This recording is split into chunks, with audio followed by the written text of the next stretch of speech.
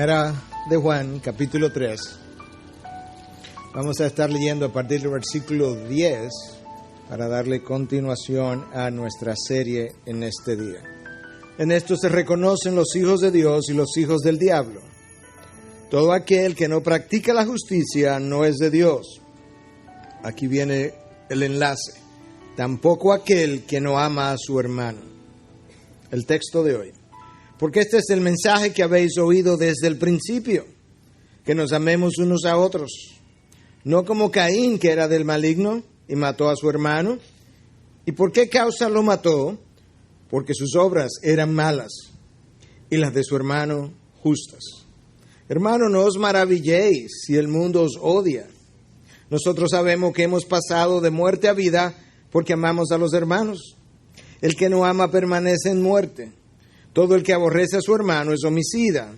Y vosotros sabéis que ningún homicida tiene vida eterna permanente en él. En esto conocemos el amor, en que Él puso su vida por nosotros. También nosotros debemos poner nuestras vidas por los hermanos. Pero el que tiene bienes de este mundo y ve a su hermano en necesidad y cierra su corazón contra él, ¿cómo puede morar el amor de Dios en él? Hijos, no amemos de palabra ni de lengua, sino de hecho y en verdad. Padre, gracias te damos. Gracias te damos porque tu palabra no solamente son palabras, o no solamente es una palabra escrita, sino que tú enviaste a tu Hijo. Y cuando caminó sobre este planeta, sobre esta tierra, Él demostró con hechos lo que habló con palabras. A aquellos de nosotros que quedamos aquí para representarle, ayúdanos a vivir de una manera que otros puedan ver en nuestros hechos la verdad de nuestras palabras.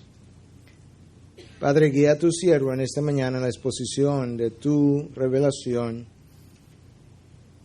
y usa tu revelación para la transformación de nuestro caminar y de nuestro obrar, Dios. En tu nombre, Jesús. Amén. Amén. El amor por el hermano es obvio que es el tema del mensaje o del texto que hoy acabamos de leer. Y ese es un tema recurrente en la primera y en la segunda carta de Juan. Lo vemos 6 veces en esta primera epístola.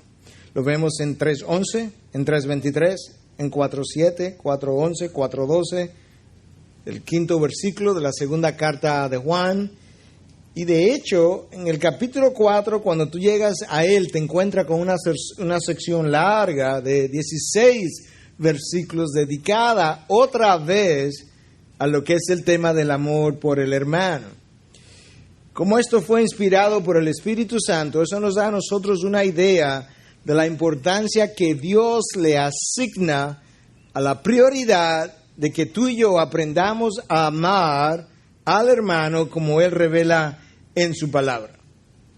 Y de hecho, tan importante es este tema que antes de Cristo partir en el aposento alto, a horas antes de su crucifixión, Él se aseguró de que Él mencionara con sus propios labios palabras semejantes. Y tú lees en el capítulo 13 de Juan, versículo 34 y siguiente, estas palabras. Un mandamiento nuevo os doy, que os améis los unos a los otros, que como yo os he amado, así también os améis los unos a los otros. Escucha ahora. En esto conocerán todos que sois mis discípulos, si os tenéis amor los unos a los otros.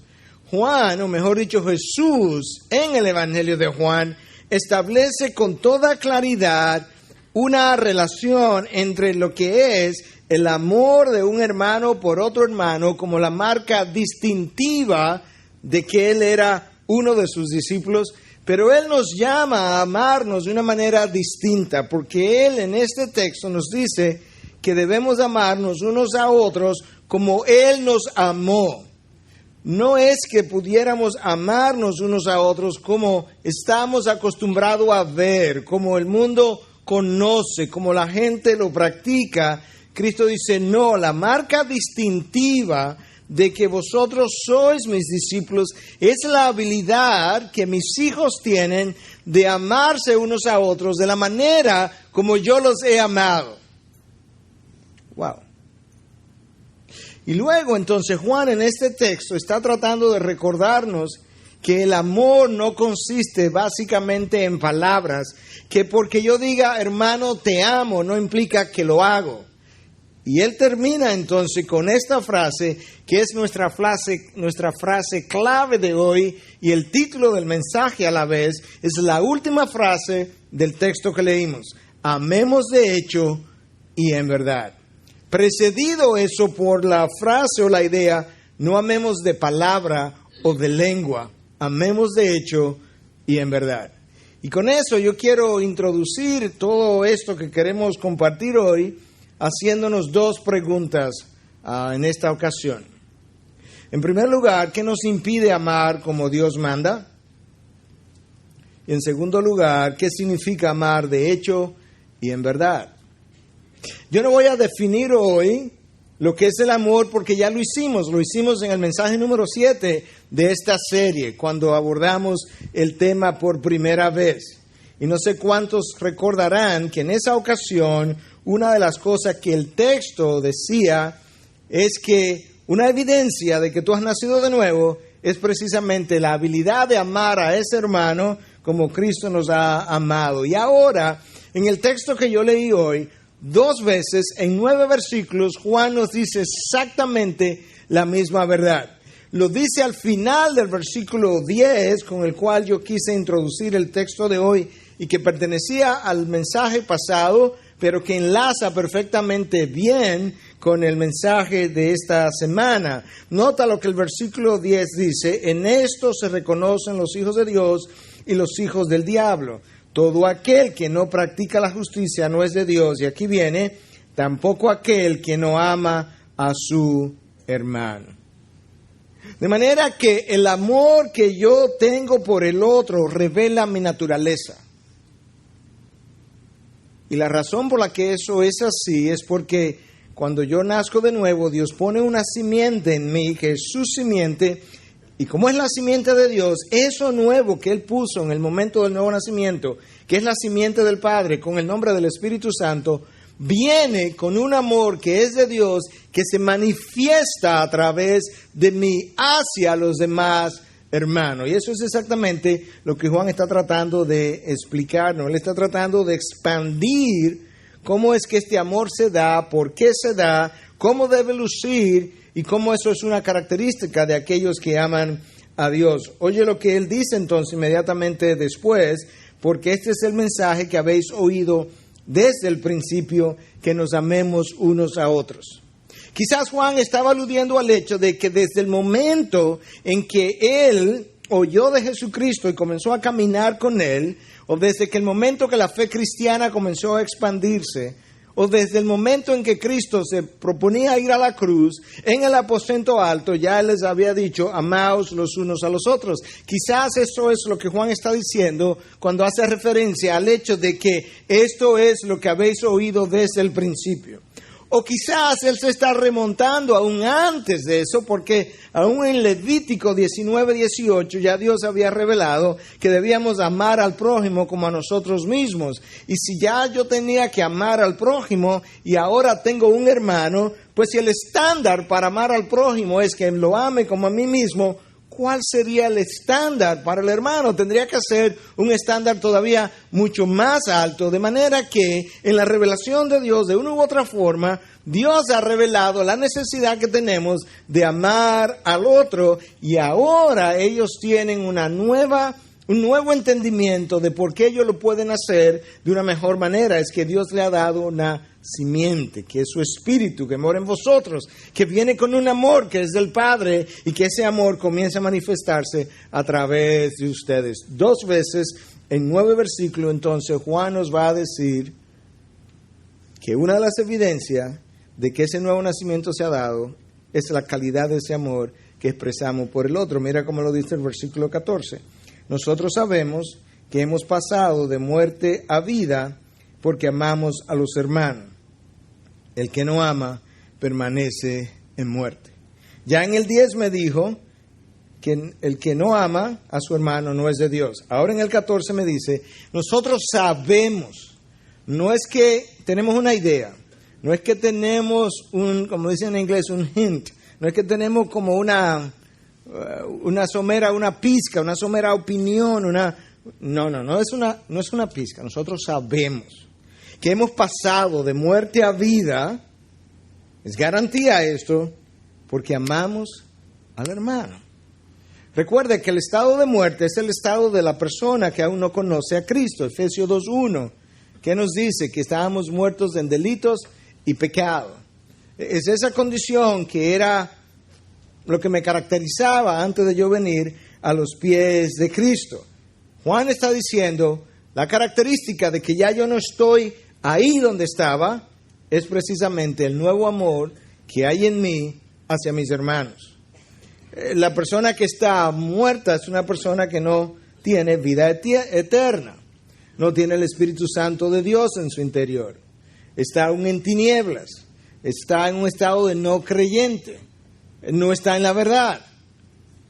Y Juan dice, la evidencia de que todo eso no está en ti, en este caso es la manera como tú amas a tu hermano, la calidad de tu amor. Y eso nos muestra una vez más cuán interesado Juan ha estado a lo largo de esta carta de darnos evidencias de cómo yo sé que soy su hijo, que soy cristiano, que he nacido de nuevo. Y de hecho, de las varias evidencias que hemos ido dando a lo largo de la serie, tú puedes resumirlas en 3. La primera es la prueba de la sana o la pura doctrina. En 1:6 nosotros leímos, y decimos que tenemos comunión con Él, pero andamos en tinieblas, mentimos y no practicamos la verdad. La verdad no está en nosotros. Y esto tenía una referencia directa, como explicamos, a aquellos gnósticos que estaban alrededor de Juan en ese momento, insistiendo en que Cristo no había venido en la carne. Y Cristo entonces dice que aquellos que creían de esa manera no andaban en la verdad, estaban en tinieblas.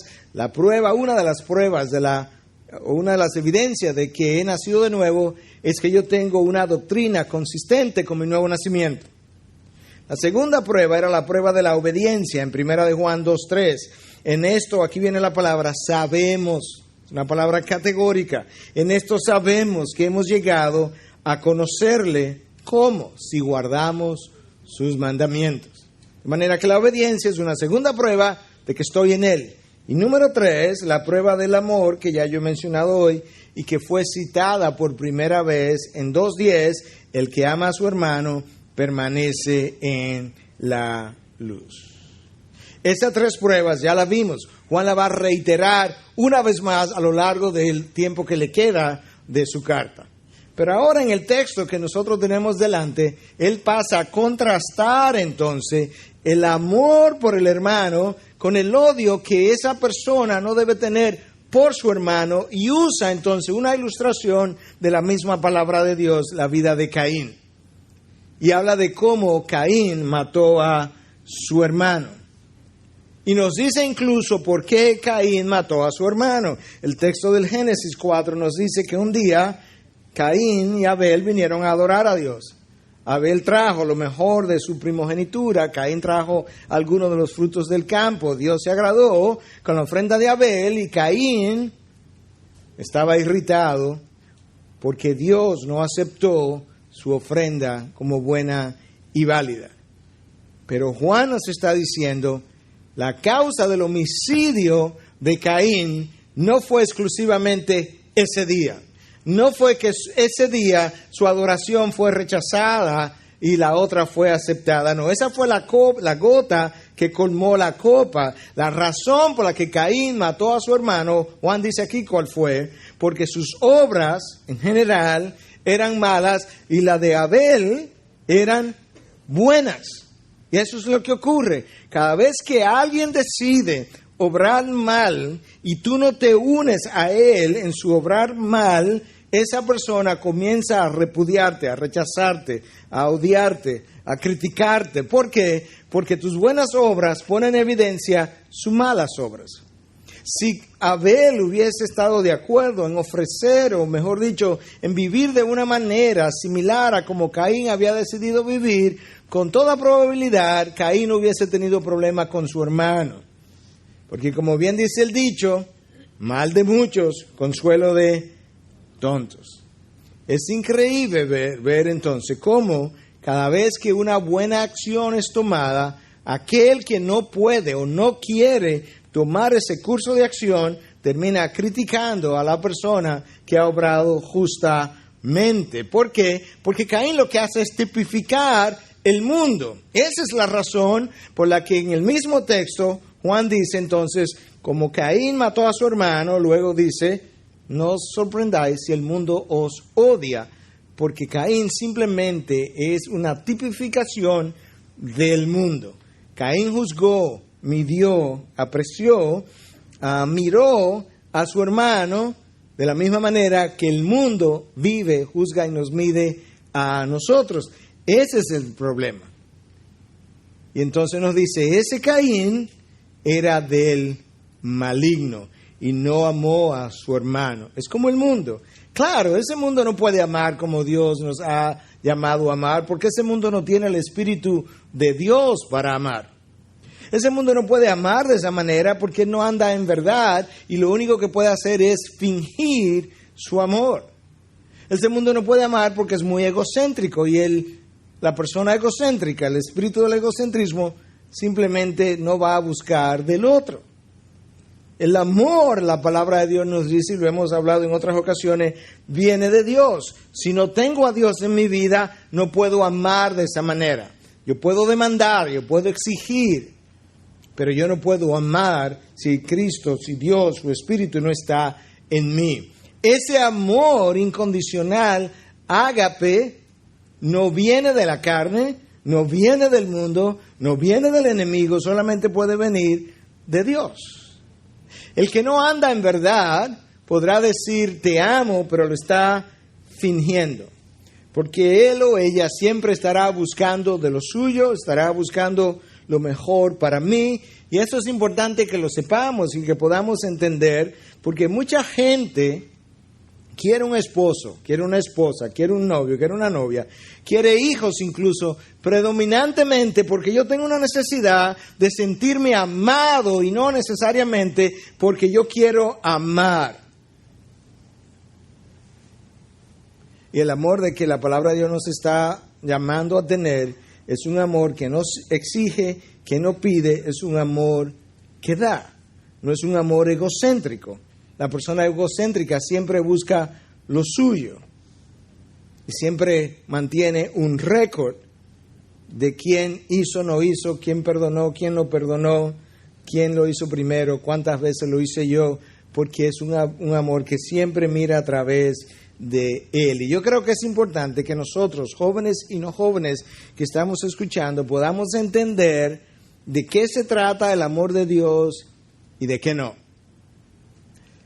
James Montgomery Boyce, en su comentario acerca de esta carta, tiene la porción de una carta. Es una carta que un pastor africano, es una colección de cartas, de hecho, a la que él se refiere, de un autor que la puso en un libro que se llama I Loved a Girl. Yo amé a una muchacha. Y en este libro de Walter Trubish, él tiene una serie de cartas que este pastor le envía a un joven de su iglesia. Y aunque esto tiene un contexto juvenil, si usted quiere, yo creo que cada uno de nosotros puede encontrar en esta carta principios para aplicar a su vida en particular. El pastor le escribe a este joven y le dice lo siguiente: una frase de tu carta me llamó la atención. Tú escribiste, yo amé a una muchacha, que es el título del libro, I Love a Girl. No, mi amigo, tú no amaste a esa muchacha, tú te acostaste con ella. Esas son dos cosas diferentes. Tú tuviste un encuentro sexual, pero lo que el amor es, tú no experimentaste. Es cierto que tú puedes decirle a una muchacha, te amo, pero con eso lo que quisiste decir es algo como esto: yo quiero algo, no a ti, sino algo de ti. No tengo tiempo para esperar, yo lo quiero inmediatamente. Esto es lo opuesto del amor, porque el amor quiere dar.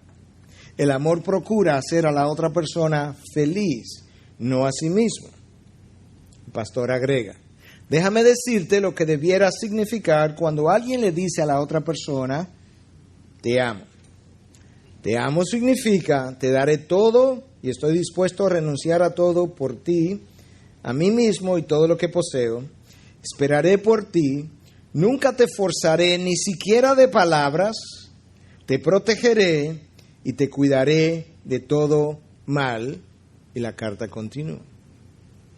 Lo que este pastor está tratando de comunicarle a este joven a través de este hecho que él tuvo, que él cometió, es que una de las características del amor verdadero, genuino, es que no hiere, no ofende, no arruina, no daña, no es ofensivo, es protector de la vida, de la integridad, de la dignidad del otro. Pastor, ¿y cómo se llama lo otro que ocurre continuamente de padres a hijos, de hijos a padres, de esposo a esposa, de esposa a esposo? Amor egoísta, pero no amor ágape. La característica del amor, precisamente, que protege, mejor dicho, del amor que caracteriza o que caracterizó a Cristo y caracteriza a Dios, es su habilidad, y no solamente su habilidad, su deseo de proteger la integridad de la vida de a quien ama. Ese amor no atropella, ya sea voluntariamente o involuntariamente. No sabe cómo hacer eso. No es un amor demandante, es un amor dador.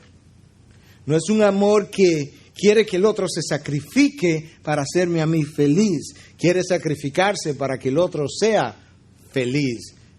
Para esto he venido al mundo, para que tengan vida y la tengan en abundancia. Esa es la característica del amor. Pero esas palabras que este pastor le escribe a este joven en esta sociedad egocéntrica del siglo XXI suenan como extrañas, suenan como escritas en chino para una generación que no entiende lo que es ese tipo de amor. Y Juan está diciendo, no, es que la manera como el mundo ama, la manera como estamos acostumbrados a amar, es inconsistente con la simiente de Dios que se supone que mora en los hijos de Dios. Porque cuando tienes la simiente de Dios en ti, no eres tú quien amas, es Dios quien ama a través de ti. Y tienes que preguntarte ahora, ¿está Dios en tu vida o no? Eso es lo que Juan está tratando de comunicar a sus lectores, a aquellos que le escucharon en su momento enseñar algo similar. Y de la misma forma que Juan pone una importancia enorme acerca de la necesidad que tengo de amar al otro, él pone una importancia también vital acerca de cómo ese hermano no puede aborrecer a su hermano. En el versículo 15 incluso dice, todo el que aborrece a su hermano es homicida. El odio y la falta de perdón, el resentimiento que lleva a criticar al otro, a asesinar su carácter, es eso lo que eventualmente culminó en el homicidio de Caín. No pienses que, en el homicidio de Abel, no pienses que Caín tenía una buena relación con Abel todo el tiempo y simplemente un día, porque esta ofrenda fue rechazada, eso fue simplemente lo que destapó su ira. No, esto venía acumulándose. Juan nos dice, por inspiración de Dios, Caín aborreció a Abel porque sus obras eran malas y las de Abel eran justas. Y eso es lo que ocurre cada vez que esa combinación de cosas se da en dos personas distintas. Pero antes de Caín matar a Abel, tú lees en el versículo 5 que Caín se airó, y en el versículo 8 que Caín mató a su hermano. Nadie le ha quitado la vida a otro. ni nadie ha atacado el carácter de otro sin airarse primero. La ira es esa raíz que le da inicio al resto de las acciones. Y de eso Juan quiere hablarnos y que nosotros podamos entenderlo. Porque esa ira no viene de Dios. Viene de mi carne y de la influencia que mi carne sufre de parte del Hades directamente, cuando yo estoy airado. Mira cómo el apóstol Pablo comienza a ayudarnos a entender eso en Efesios 4, a partir del versículo 26. Airaos, pero no pequéis. No se ponga el sol sobre vuestro enojo. Me voy a detener ahí un momentito. Pablo admite que pudieran haber circunstancias en la vida de una persona que lo lleven a airarse santamente. Él admite eso. Pero él nos advierte en contra de que esa ira se convierta en un pecado. Y una de las maneras, como él entiende que pudiéramos hacer eso, es cuidando de que nuestra ira no se prolongue en el tiempo. Y él usa entonces una simple ilustración, no es algo literal. Él siempre entonces nos dice, no permita que el sol se ponga sobre vuestro enojo. Resuélvela tan pronto tú puedas, porque en la medida en que esa ira se prolonga, en esa misma medida el chance de que peques y en ocasiones de que peques gravemente es monumental. ¿Por qué? Porque cuando tú comienzas a airarte, tú pierdes la razón, te vuelves irracional, y en la irracionalidad tú pierdes el dominio propio, tú pierdes la manera, la forma de controlarte, y eso le abre una puerta enorme al enemigo, y eso es lo que Pablo está tratando de que entendamos cuando él dice, déjame leerlo completo ahora, 4:26, Efesios y 27, airaos pero no pequéis, no se ponga el sol sobre vuestro enojo, ni deis oportunidad al diablo.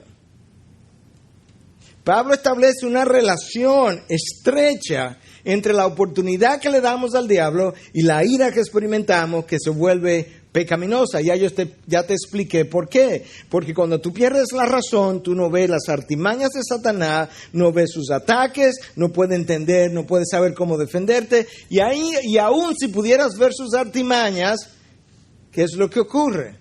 Es que tú no tienes la fuerza de la voluntad para poder ejercitarte en la dirección de la santidad, de la piedad, porque tú has perdido control. Y en esas circunstancias, Satanás, que es como león rugiente que anda buscando a quien devorar, entonces te va detrás de ti y tú eres presa fácil del Hades. Eso es. Mira cómo la palabra establece una cierta relación también. De Caín dice, en el texto que leímos hoy, que Caín era del maligno. Ese que es del maligno se aira. Ese que se aira llega al punto de odiar a su hermano y es quien mata. Ahí está la relación. Dios dice, eso es incompatible con uno de mis hijos. Porque mi simiente, mi espíritu, mora en él. Y uno de los frutos, y una porción del fruto del Espíritu es el dominio propio, y el homicidio no es evidencia de dominio propio. Pastor, pero yo nunca he matado a nadie. No, pero ha matado su carácter, ha matado su matrimonio, ha matado su reputación, ha matado su integridad. Le has hablado tanto de una manera que has matado su espíritu, ha marchitado su vida, de hijos, de esposas, de esposos, de familiares, de amigos, de pastores a ovejas y de ovejas a pastores. Juan dice, no, mis hijos, esa no es la manera como un hijo de Dios da evidencia de que es hijo, de cuál es su paternidad, al contrario. De manera que la razón número uno ahora, recordemos las dos preguntas que nos habíamos hecho al principio. Número uno, la pregunta era, ¿qué nos impide amar? Y la pregunta número dos, ¿En qué consiste amar de hecho y en verdad? De manera que todo lo anterior era la introducción a estas dos preguntas. Ahora comenzamos el mensaje de hoy.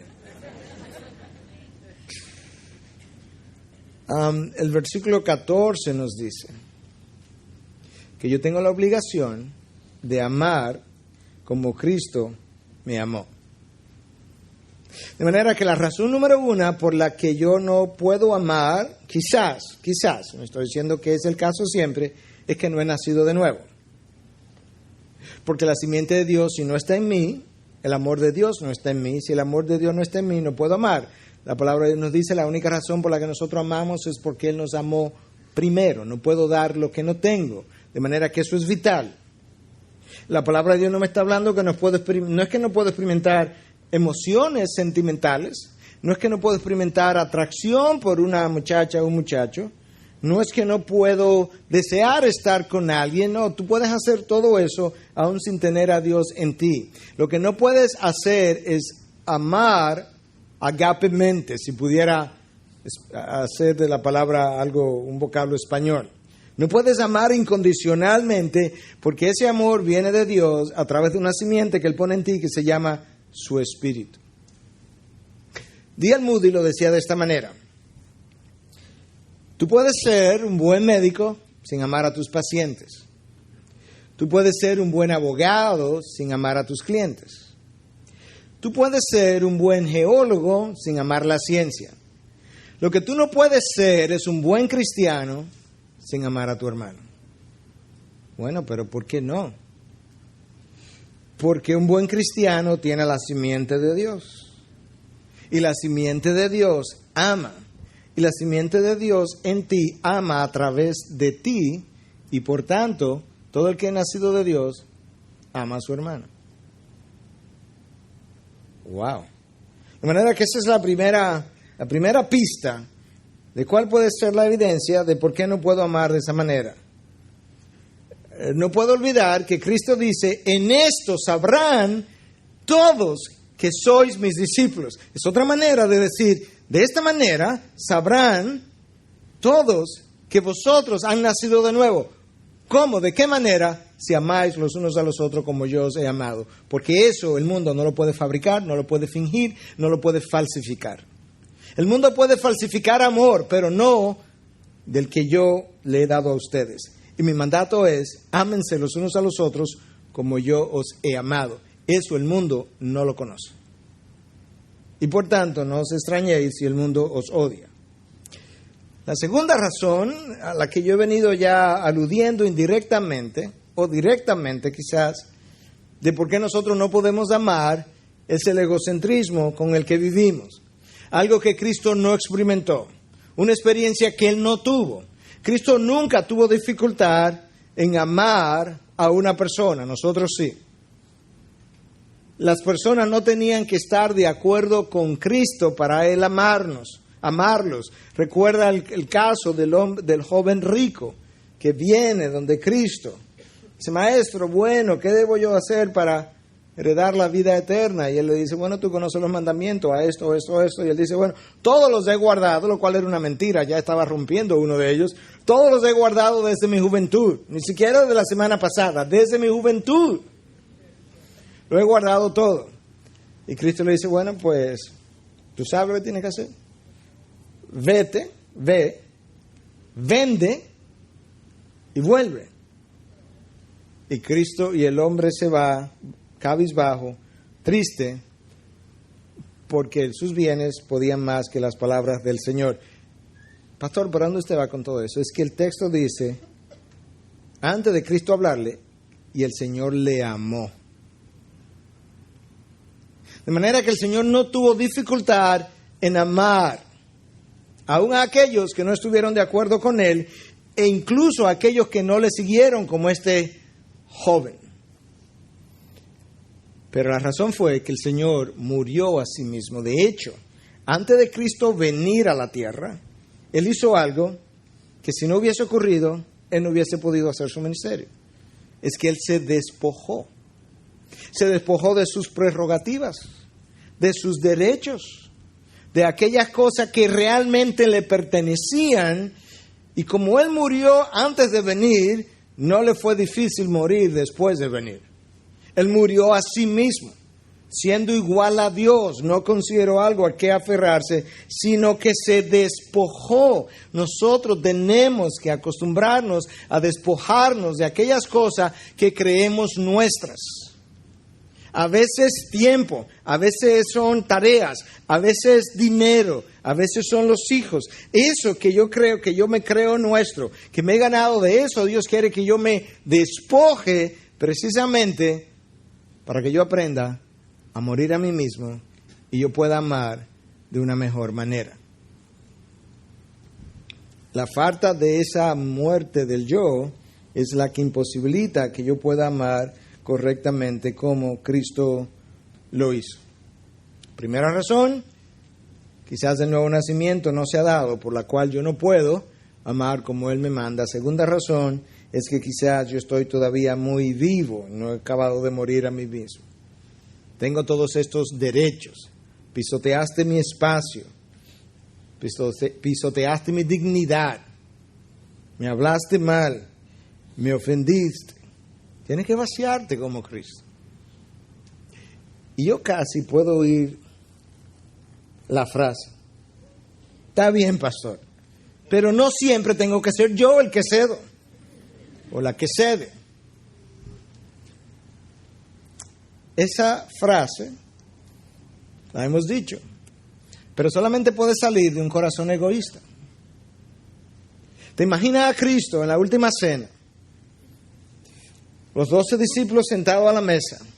Se suponía, ustedes conocen la historia, que en este contexto, porque la habitación era prestada o rentada, en el mejor de los casos, pero no era de ellos, el primero que llegara debió haber lavado los pies. Llega el primero, llega el segundo, tercero, cuarto, quinto, hasta el 12º.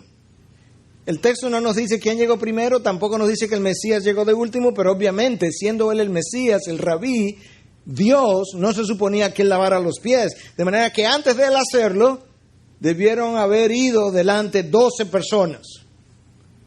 Estamos listos para cenar, violando la ley incluso, y yo me imagino a Cristo como viendo para los pies y alrededor, o sea que aquí nadie va a lavar los pies.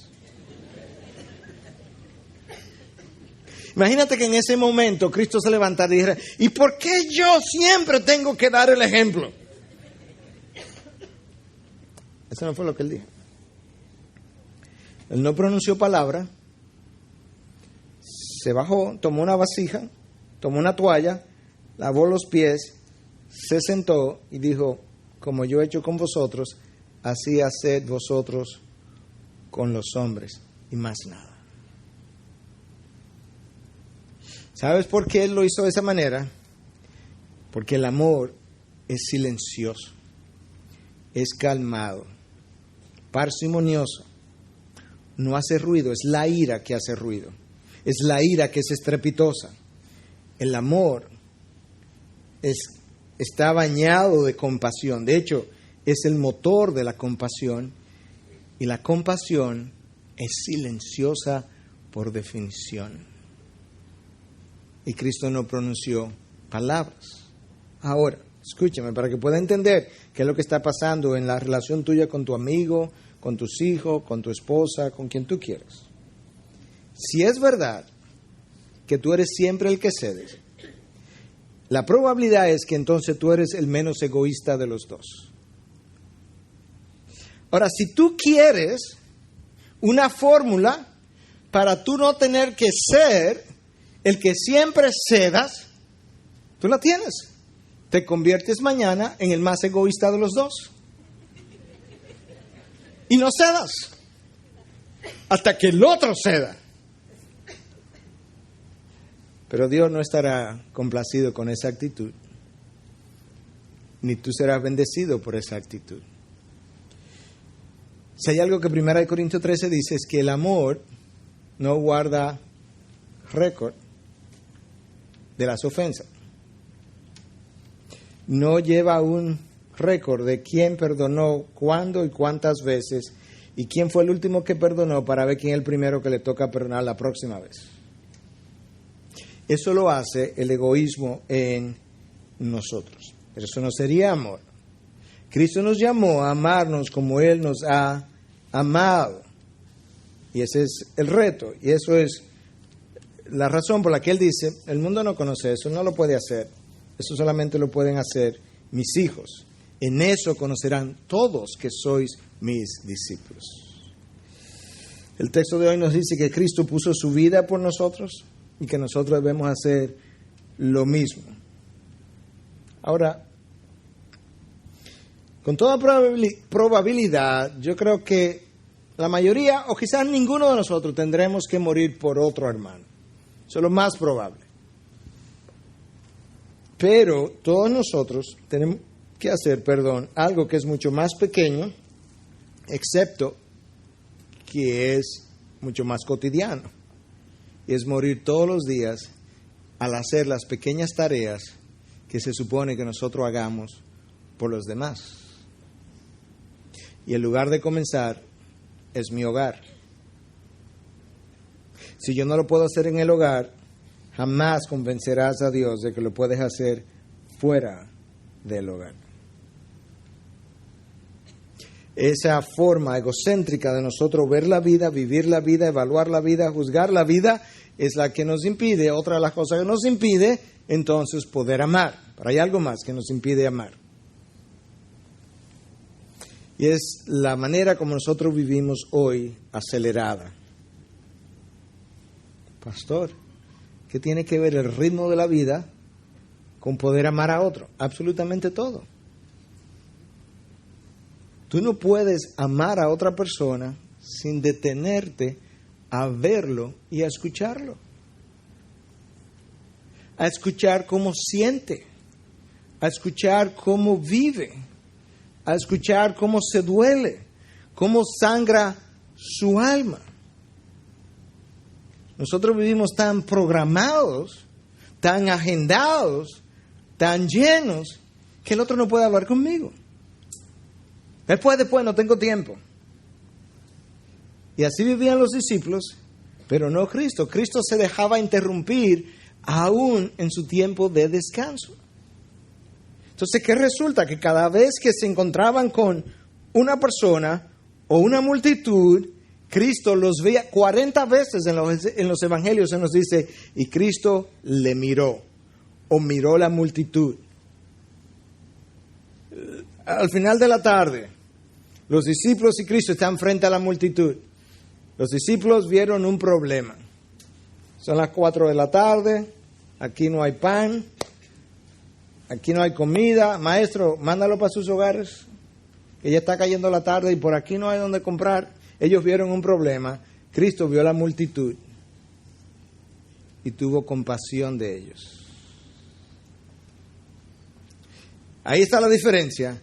Cada vez que tenían un encuentro, Cristo y sus discípulos con alguien, los discípulos veían un problema y Cristo veía una persona.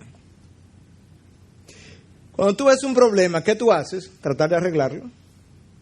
Pues arreglemos esto, mándalo para su casa.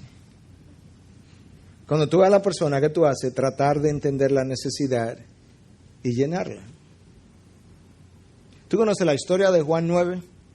Dice que Cristo venía caminando con sus discípulos, se encuentra con un ciego. Y resulta que el ciego es de nacimiento. ¿Qué tú piensas que Cristo vio? La persona y su necesidad de ver, y él termina sanándolo. ¿Qué tú piensas que los discípulos vieron? Un problema. Maestro, ¿quién pecó? ¿Él o sus padres? Arreglemos esto. Ni él ni sus padres. Los discípulos vivían analizando las personas. Porque cuando tú no amas, eso es lo que tú y yo hacemos. Analizamos las personas. Cristo las ve, las oye, las ama y las sanaba. Ellos las analizaban. ¿Y quién te sanó? No sé. No venga tú a decir que ese es de Dios. Yo no sé. Yo lo que sabía que yo era ciego y ahora veo. Siempre viendo y analizando el problema, Cristo sanando a la persona con el supuesto problema. Cuando tú te relacionas con los demás, ¿qué tú ves en ellos? ¿Problemas o sus necesidades? ¿Tú los amas y tratas de llenar sus necesidades o tú los criticas porque el problema de ellos interfiere con mi vida, mi agenda, mi estilo de vida, mis emociones? Los discípulos y los fariseos vivían debatiendo. Cristo vivía amando y sanando. La misma gente. La diferencia, amor en uno y no amor en el otro. Paul Miller escribió un libro que en inglés se llama Love Walked Among Us. El amor caminó entre nosotros. En ese libro, que me ha ayudado a reflexionar un poco acerca de todo esto, él dice que la crítica nos impide que seamos infectados con los problemas de las demás personas. O sea que la crítica es como una vacuna, quizá por eso nos gusta, que nos impide ser infectados con los problemas de las demás personas. Entonces, cuando te detienes, Cristo se detenía, veía a la persona, le trae una mujer cogida en adulterio. Me imagino a los fariseos cuando la trajeron. ¡Hey, maestro, rabí, aquí está! Vamos a ver ahora, vamos a ver lo que tú dices. Aquí está una mujer cogida en adulterio, vociferando, gritando quizás, estrepitosamente, porque así es la ira, y Cristo callado, porque así es el amor. Y al final él se baja, escribe algo en el piso, en el suelo. Se levanta, mira alrededor, solamente está la mujer. Me imagino a Cristo en este tono. Mujer, ¿dónde están los que te acusaban? Todos se han ido, maestro. Yo tampoco te acuso. Vete y no peques más. El amor, la compasión es callada, silencioso. La ira estrepitosa. ¿Cómo tú te relacionas con los demás? ¿Estrepitosamente? ¿Con gritos? ¿Acusaciones? ¿O calladamente como el maestro? Porque en esto conocerán los demás que vosotros sois mis discípulos. A nosotros no nos gusta detenernos, por eso el ritmo de la vida no nos permite amar, no nos gusta detenernos a ver a la persona, pues sabes que ver la persona y oírlos me hace sentir culpable, entonces tengo que comprometer mi tiempo, mi agenda, mis recursos. Por eso cuando alguien viene a la ventana del auto y si va con alguien, y no lo quiero ver, porque si lo veo, voy a descubrir un rostro triste, una ropa sucia, rota, un brazo que no se mueve. ¿Y sabes qué? Va a comprometer mis recursos que yo no quiero dar. Entonces, al otro yo le digo, esta gente molestando, el gobierno no se mete con ellos, debería recogerlo a todo, es un problema del gobierno, porque en este país, en lo que el gobierno hace eso, baja el vidrio y ayúdalo en ese momento.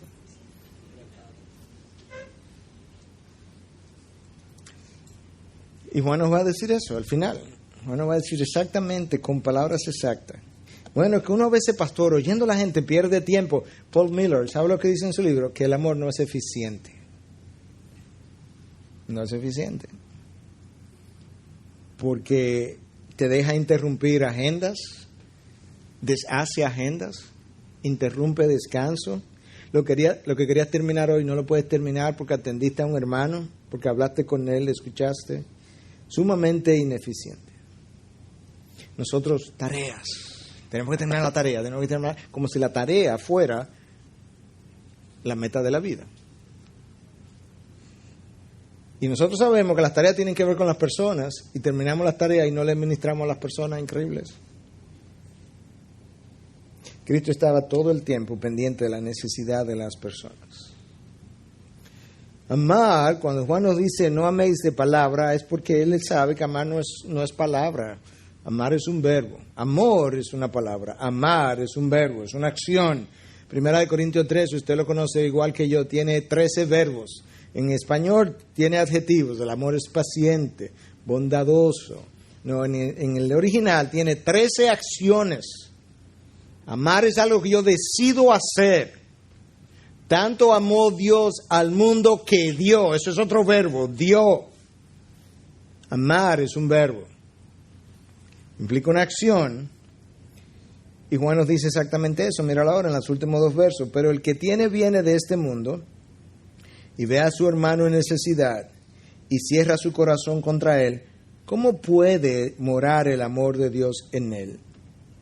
Hijos, no amemos de palabra ni de lengua, sino de hecho y en verdad. Juan lo lleva un poco más allá y dice, pero ven acá. ¿Cómo es que tú puedes tener un hermano en necesidad? Tú tienes los bienes con que llenarla y no hace nada.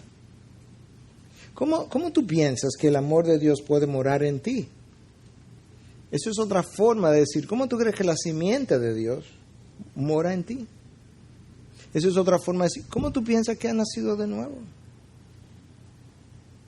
Si tu amor no va más allá de palabras.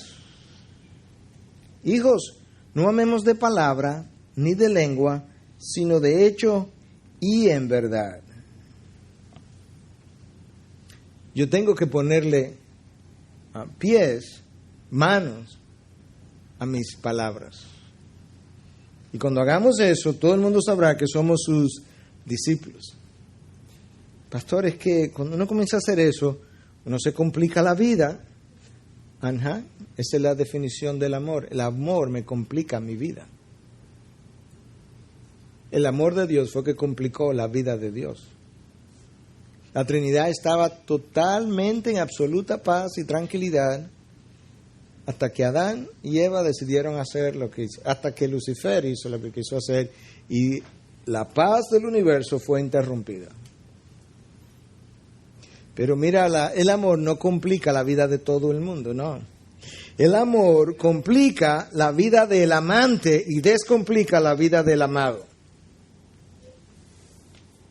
Eso es como funciona. Cristo vino a complicar su vida para descomplicar la nuestra. Y Él dice entonces, así como yo he amado, así vosotros necesitáis amar. Algunos de ustedes, hombres, algunos de ustedes, mujeres, algunos de nosotros, yo quiero incluirme ahí en el universo, estamos casados con personas que tienen problemas tan complicados, su pasado, su forma de ser, su temperamento, y quizás tú no lo tienes. Yo quiero decirte en el nombre de Dios hoy, que Dios te puso en su vida para que le ayudara a descomplicarse. ¿Cómo, pastor? Complicándote la tuya. Pero yo quiero decirte en el nombre de Dios que cuando compliques tu vida, en la maraña de la complicación, tendrás a Dios más de cerca a ti que ningún otro ser humano.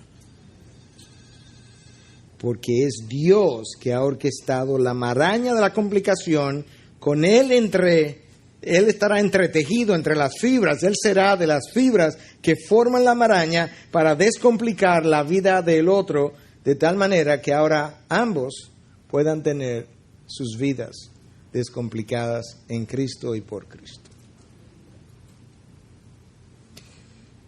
Si tú y yo queremos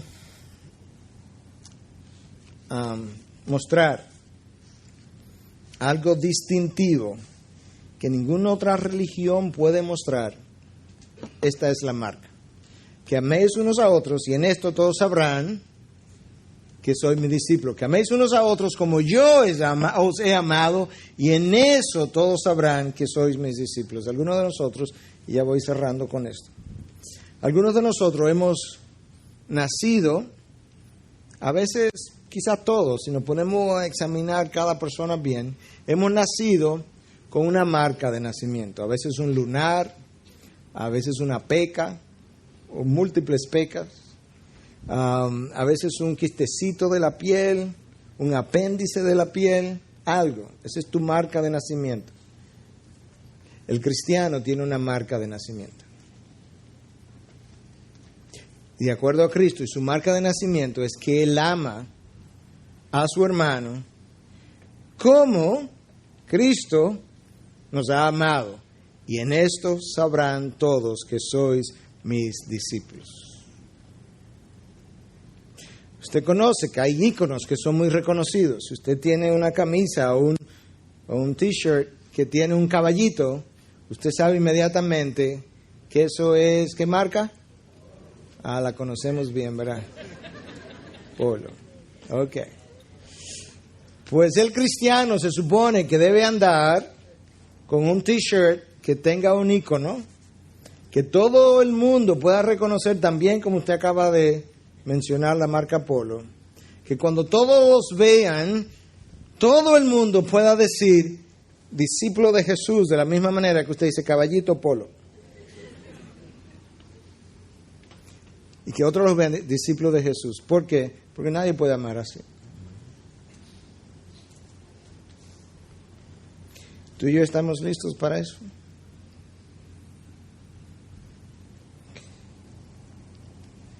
Amor de Dios no demanda, no exige, no hiere, no ataca ni contraataca, no arruina y no es eficiente. Y se complica. Esa es la definición. Si estás dispuesto a amar y mostrarte como un verdadero hijo de Dios. Si Dios te dijera, Miguel, fulano, ¿tú quieres ser mi bálsamo para yo sanar a tus hijos, a tu esposo, a tu esposa? ¿A ti no te gustaría ser el bálsamo en las manos de Dios para Él contigo sanar a otro?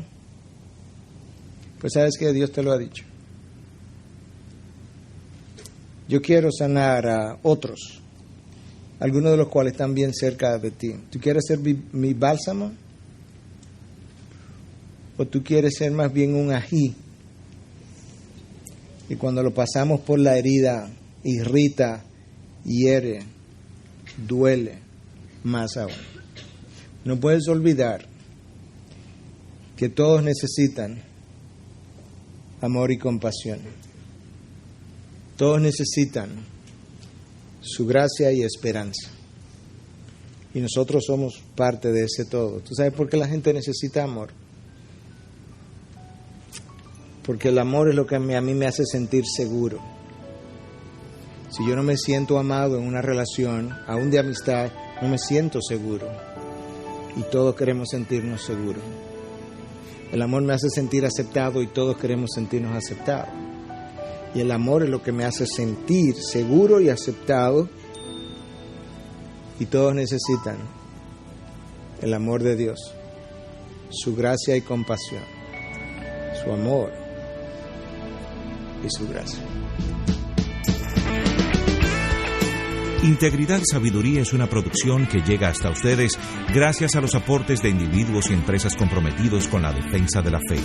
Para más información, preguntas y comentarios, visite nuestra página de internet www.integridadysabiduría.org. En esta página encontrará información sobre la producción de este y otros recursos que ponemos a su disposición, como también las formas en las que usted puede contribuir con la producción de programas como estos. Les invitamos nuevamente a visitar nuestra página de internet www.integridadysabiduría.org.